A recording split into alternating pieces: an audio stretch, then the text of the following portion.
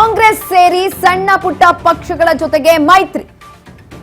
ತಮಿಳುನಾಡಿನಲ್ಲಿ ದಳಪತಿ ದರ್ಬಾರ್ಗೆ ಕ್ಷಣಗಣನೆ ಶುರುವಾಗ್ತಾ ಇದೆ.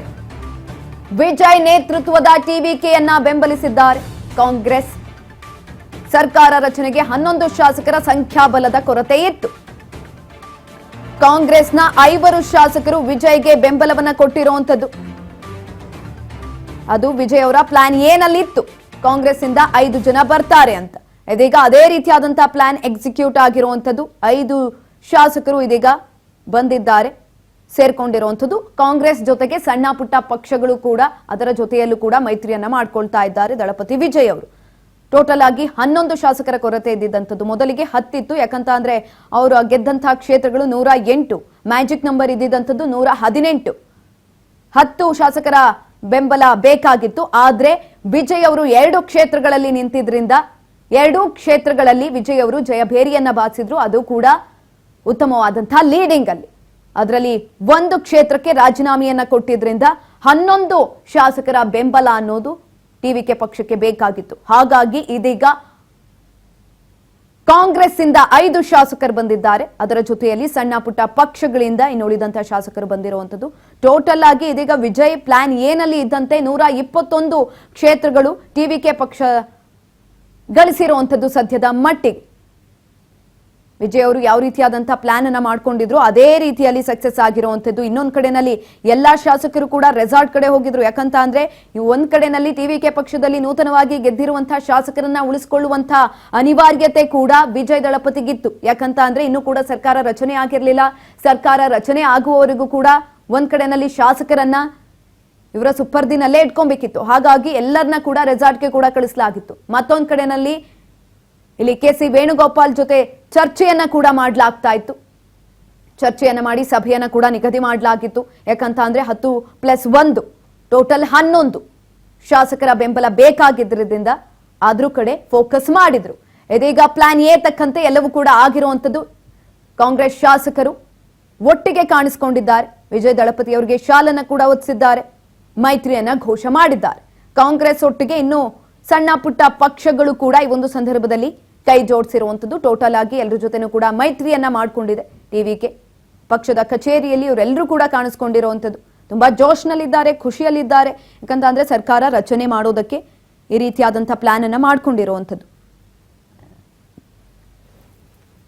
ಈಗ ಆಲ್ರೆಡಿ ಶಾಲನ್ನ ಕೂಡ ಒದಿಸಲಾಗ್ತಾ ಇದೆ. ದಳಪತಿ ದರ್ಬಾರ್ಗೆ ಕ್ಷಣಗಣನೆ ಕೂಡ ಶುರುವಾಗಿರುವಂತದ್ದು.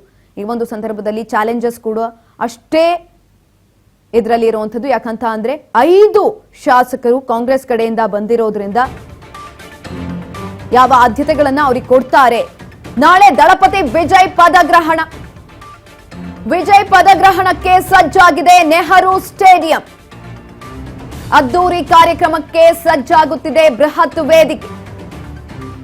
ಪದಗ್ರಹಣಕ್ಕೆ ರಾಹುಲ್ ಗಾಂಧಿ ಆಗಮನದ ನಿರೀಕ್ಷೆ ಕೂಡ ಈ ಒಂದು ಸಂದರ್ಭದಲ್ಲಿ ಇರುವಂತದ್ದು. ಟಿವಿಕೆಗೆ ಬೆಂಬಲವನ್ನ ಘೋಷಿಸಿರುವ ಕಾಂಗ್ರೆಸ್ ಪಕ್ಷ ತಮಿಳುನಾಡು ಸಿಎಂ ಆಗಿ ಪ್ರಮಾಣ ವಚನಕ್ಕೆ ಸಿದ್ಧತೆಯನ್ನ ಮಾಡಿಕೊಳ್ಳಲಾಗ್ತಾ ಇದೆ. ಚೆನ್ನೈನ ನೆಹರು ಸ್ಟೇಡಿಯಂನಲ್ಲಿ ಸಿದ್ಧತೆಗಳನ್ನ ನಡೆಸಲಾಗ್ತಾ ಇದೆ. ನಾಳೆನೆ ದಳಪತಿ ಪದಗ್ರಹಣವನ್ನ ಮಾಡ್ತಾರೆ. ಹಾಗಾಗಿ ಬೃಹತ್ ವೇದಿಕೆ ಸಜ್ಜಾಗ್ತಾ ಇದೆ ಅದ್ದೂರಿ ಕಾರ್ಯಕ್ರಮಕ್ಕೆ.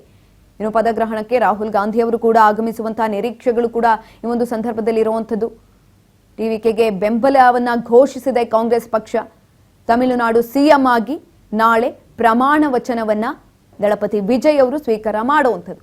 ಅದಕ್ಕಾಗಿ ಸಿದ್ಧತೆಗಳು ಆಗ್ತಾ ಇದೆ. ಚೆನ್ನೈನ ನೆಹರು ಸ್ಟೇಡಿಯಂನಲ್ಲಿ ಈಗ ಆಲ್ರೆಡಿ ಭರ್ಜರಿ ಸಿದ್ಧತೆಗಳು ಕೂಡ ಆಗ್ತಾ ಇರೋದು ಒಂದ್ ಕಡೆನಲ್ಲಿ ಕನ್ಫರ್ಮ್ ಆಯಿತು. ಟಿವಿಕೆ ಪಕ್ಷದ ಕಚೇರಿಯಲ್ಲಿ ಕಾಂಗ್ರೆಸ್ ಶಾಸಕರು ಕಾಣಿಸಿಕೊಂಡಿದ್ದಾರೆ. ಆ ಕಡೆನಲ್ಲಿ ಅದು ಕನ್ಫರ್ಮ್ ಆದ್ರೆ ಇನ್ನೊಂದ್ ಕಡೆನಲ್ಲಿ ಅದ್ದೂರಿ ಕಾರ್ಯಕ್ರಮಕ್ಕೆ ವೇದಿಕೆ ಕೂಡ ಸಜ್ಜಾಗಿರುವಂತದ್ದು. ಅಲ್ಲಿಗೆ ರಾಹುಲ್ ಗಾಂಧಿ ಅವರು ಕೂಡ ಬರ್ತಾರೆ ಅಂತ ಹೇಳಲಾಗ್ತಾ ಇದೆ. ಆ ಒಂದು ನಿರೀಕ್ಷೆ ಕೂಡ ಈ ಒಂದು ಸಂದರ್ಭದಲ್ಲಿ ಇರುವಂತದ್ದು. ಕೆಲವೇ ಹೊತ್ತಲ್ಲಿ ಲೋಕಭವನಕ್ಕೆ ವಿಜಯ್ ಭೇಟಿಯನ್ನ ಕೊಡ್ತಾರೆ. ರಾಜ್ಯಪಾಲರ ಭೇಟಿಗೆ ದಳಪತಿ ಮುಂದಾಗ್ತಾ ಇದ್ದಾರೆ. ಸರ್ಕಾರ ರಚನೆಗೆ ಹಕ್ಕು ಮಂಡಿಸಲಿರುವ ವಿಜಯ್ ಗವರ್ನರ್ಗೆ ಶಾಸಕರ ಸಂಖ್ಯಾಬಲದ ಬಗ್ಗೆ ಮಾಹಿತಿಯನ್ನ ಕೂಡ ಕೊಡಲಾಗುತ್ತೆ. ಇದೇ ಸಂದರ್ಭದಲ್ಲಿ ಸದ್ಯಕ್ಕೆ 107 ಎಂಎಲ್ಎಗಳ ಬಲ ಹೊಂದಿರುವ ಟಿವಿಕೆ ಕಾಂಗ್ರೆಸ್ ಸೇರಿ ಇತರೆ ಪಕ್ಷಗಳ ಬೆಂಬಲದ ಮಾಹಿತಿಯನ್ನ ಕೂಡ ಕೊಡ್ತಾರೆ. ಹಾಗಾಗಿ ಭೇಟಿಯಾಗ್ತಾ ಇರುವಂತದ್ದು ನಾಳೆ ಸಿಎಂ ಆಗಿ ಪ್ರಮಾಣ ವಚನ ಸ್ವೀಕಾರಕ್ಕೆ ಸಿದ್ಧತೆ ಆಗ್ತಾ ಇದೆ. ಕೆಲವೇ ಹೊತ್ತಲ್ಲಿ ಲೋಕಭವನಕ್ಕೆ ವಿಜಯ್ ಭೇಟಿಯನ್ನ ಕೊಡ್ತಾ ಇರುವಂತದ್ದು. ರಾಜ್ಯಪಾಲರ ಭೇಟಿಗೆ ದಳಪತಿ ಮುಂದಾಗ್ತಾ ಇದ್ದಾರೆ.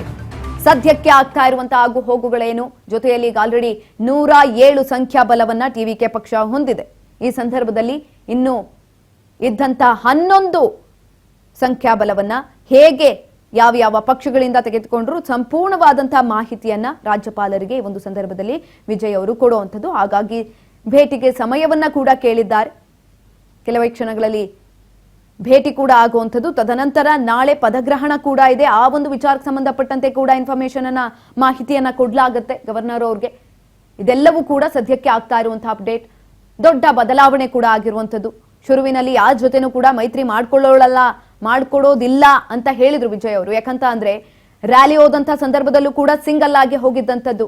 ಈವನ್ ಅವ್ರ ಅಪ್ಪ ಅಮ್ಮ ಆಗ್ಲಿ ಅಥವಾ ಸಿನಿಮಾ ಕ್ಷೇತ್ರದಲ್ಲಿ ಗುರುತಿಸ್ಕೊಂಡಿದ್ದಂಥ ದೊಡ್ಡ ನಾಯಕರಾಗ್ಲಿ ಯಾರನ್ನೂ ಕೂಡ ಕರ್ಕೊಂಡು ಹೋಗಿರ್ಲಿಲ್ಲ. ಅಂಥ ರೀತಿಯಲ್ಲಿ ಗೆದ್ದು 107 ಸ್ಥಾನಗಳನ್ನ ಗಳಿಸಿದ್ದಂಥದ್ದು ವಿಜಯ್.